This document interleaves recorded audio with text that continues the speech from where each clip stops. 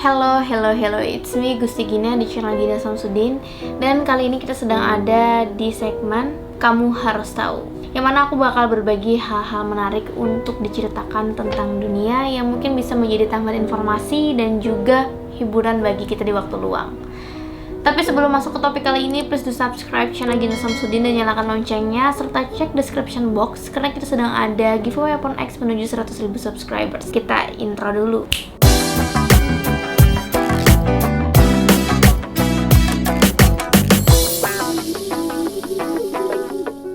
Kita semua yang hidup pastinya nanti akan mati kan.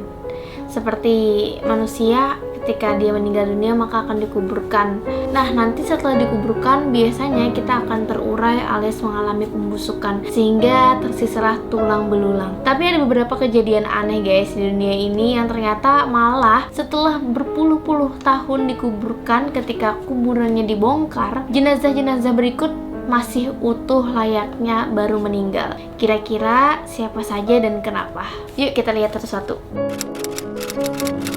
Yang pertama adalah jenazah wanita suci yang bernama Anna Maria Taigi. Lebih dari 31 tahun, ternyata kondisi mayat si wanita suci ini alias Anna Maria Taigi itu masih tetap utuh sempurna guys. Bahkan tidak mengalami pembusukan seperti keadaan jenazah manusia lazimnya.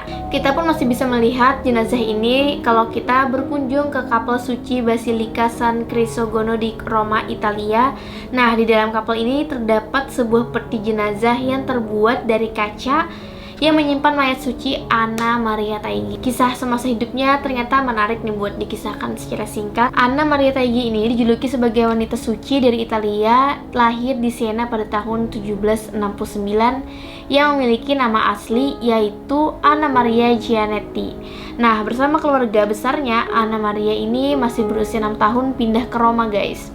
Dan di usia 21 tahun, akhirnya Anna Maria menikah dengan Domenico Taigi dan dia melahirkan 7 orang anak.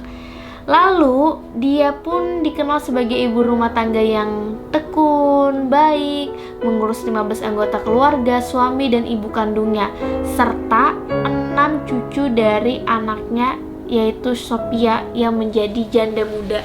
Jadi kayak satu rumah itu banyak anggota keluarga dan si Anna Maria ini yang merawat mereka semua. Jadinya kan Anna Maria ini semacam pahlawan, semacam malaikat penolong bagi keluarganya sendiri. Dia pun juga dikenal menjadi orang yang baik, suka beramal, dan banyak membantu orang-orang miskin, serta bisa menyembuhkan penyakit orang tanpa bayaran sedikit pun.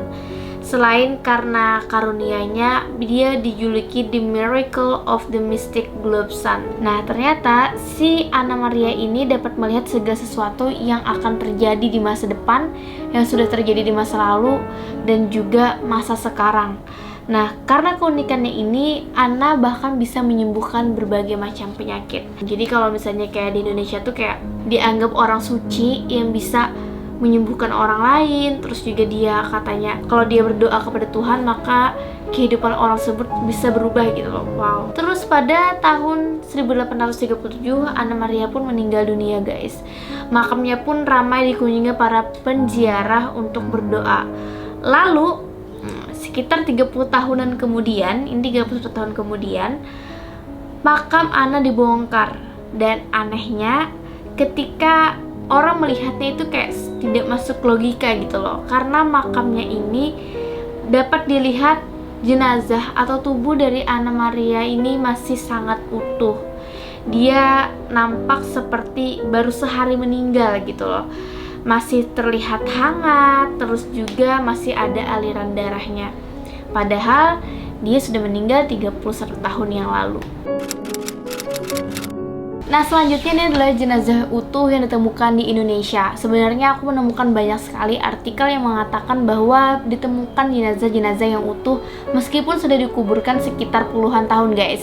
Tapi di sini aku mengambil satu contoh. Kejadian ini terjadi pada tahun 2013 guys. Dan saat itu warga Ciamas, Kabupaten Bogor sempat heboh karena mereka menemukan jasad seorang perempuan bernama Triani binti Kortomule ditemukan dalam kondisi utuh guys. Padahal dia sudah dimakamkan selama 19 tahun. Jadi udah lama banget ya. Terus kejadian ini pun terungkap saat makam almarhumah dibongkar dan dipindahkan ke Jawa Tengah, tepatnya di Purwodadi. Kondisi kain kafan yang membungkus Triani ternyata masih utuh, meskipun warnanya sudah mulai memudar. Di jasadnya juga masih menempel daging dan kulit, serta tidak mengeluarkan bau menyengat. Jadi kayak masih bagus gitu loh jasadnya. Wow. Nah, ternyata usut punya usut, dahulu si almarhumah ini adalah orang yang suka bersedekah. Memang guys sih, kalau di kepercayaan agama biasanya orang yang jasadnya utuh ketika meninggal biasanya adalah orang-orang yang baik, orang-orang yang suci, dan juga orang-orang yang senang beramal gitu. Nah, yang terakhir ini juga wanita yang jenazahnya atau mayatnya tidak membusuk. Fantastisnya ini sudah sekitar 300 tahunan guys. Beliau adalah Santa Bettina Zita. Jadi Santa ini adalah gelar orang kudus yang diberikan kepada wanita Katolik. Nah, Zita ini dulu dipuja selama hidupnya karena dia adalah wanita yang sangat baik dan disukai semua orang. Bahkan semacam praktek ziarah pun muncul di sekitar makamnya setelah kematiannya pada tahun 1272. Sekitar lebih dari 300 tahun kemudian tubuhnya digali dan ternyata 300 tahun itu tubuhnya tidak membusuk sama sekali. Kalau kalian tidak percaya, kalian bisa datang dan lihat sendiri. Tubuhnya masih dipamerkan di Basilika San Frediano di Lucca, Italia. Tapi memang wajahnya tidak sempurna seperti manusia sih, karena sempat katanya kekurangan air. Tapi untuk jenazah yang berusia ratusan tahun itu dianggap masih baik gitu kondisinya. So guys, menurut kalian gimana kira-kira tentang jenazah yang tidak membusuk ini? Semoga ini menjadi pelajaran yang baik buat kita ya. Semoga nanti kita dapat berpulang dengan baik, damai, dan tenang. Kalau dilihat dari penjelasan sains yang aku kutip dari Life Science, di sana menjelaskan fenomena ini berkaitan dengan adiposera, yaitu senyawa organik yang terbentuk melalui reaksi hidrolisis oleh bakteri anaerob pada jaringan adiposa, yaitu jaringan lemak di dalam tubuh. Nah, dengan senyawa ini guys, lemak pada jaringan lunak berubah menjadi zat seperti sabun keras, yaitu sebuah proses yang disebut saponifikasi. Zat ini bertindak sebagai pengawet dan memperlambat dekomposisi alias proses penguraian yang normal. Nah, itu kenapa nih jenazah yang bisa awet karena adiposera dan ada yang tidak dipengaruhi oleh beberapa faktor.